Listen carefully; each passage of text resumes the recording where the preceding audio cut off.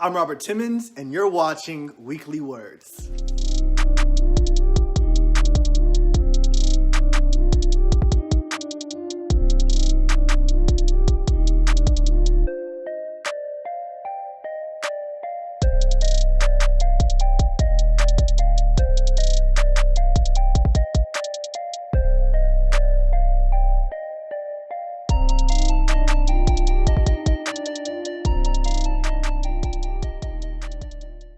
Happy Wednesday, everybody, and thank you for tuning in to episode 4 of Weekly Words for 2019. I pray that you've been enjoying the episode so far and that you have been very diligent in marking off the goals you have on your vision board. Let's go ahead and get started with this week's episode, The Snake and the Saw. So a couple weeks ago, somebody sent me a photo of a social media post, and it had this picture of a snake and a saw, and there was a story that went along with it. So in the story, the snake had to go through a garage or a tool shed in order to get to its ultimate destination on the other side of the tool shed. Now, as it was slithering its way through, its tail touched the end of a saw, and it cut itself.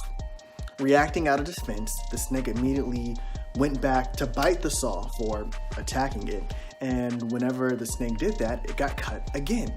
Immediately, the snake felt like it was being under attack, so it started to wrap itself around the saw tighter and tighter, trying to kill it.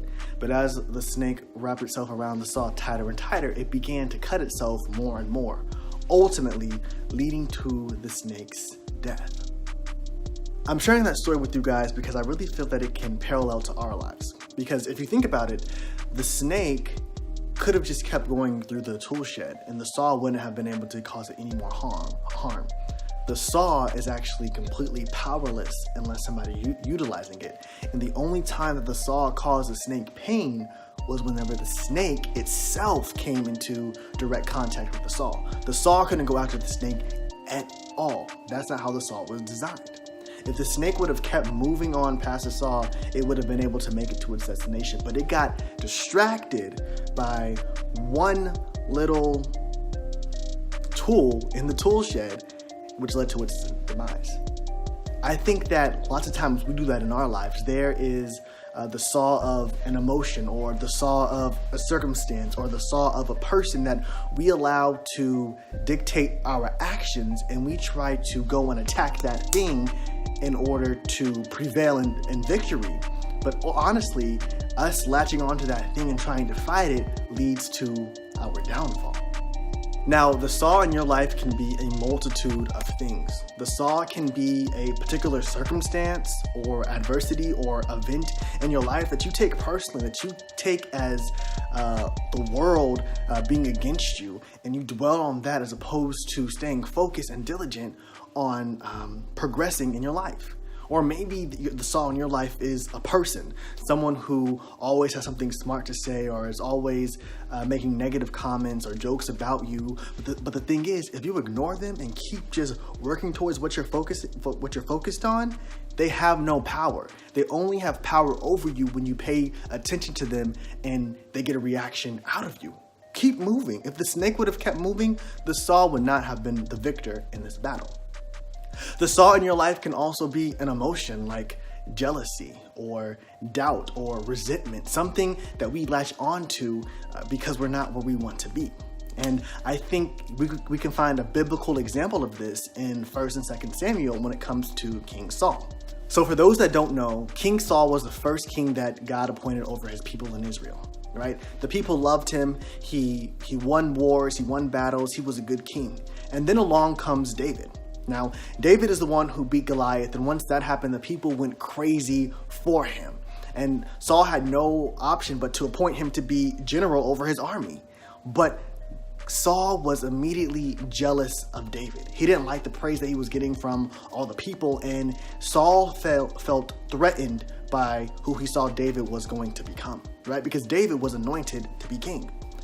So from that point on, Saul would continuously try to kill David. For the rest of his life, for the rest of his kingship, he tried to kill David. He was attacking the Saul directly, a Saul that had no power over him if he wouldn't have touched it, right? But because he allowed jealousy to linger in his heart, he kept trying to kill David, and it ultimately led to his downfall and to his demise and his death, right? So today I want to encourage you guys to ignore the Saul. The Saul has no power over you. Keep moving on the path that God has for you and get through the tool shed and get on the other side so you can actually take hold of your purpose and your destiny and your life, right? Don't allow the small things in the tool shed to distract you and cause you to mess up what God has for you.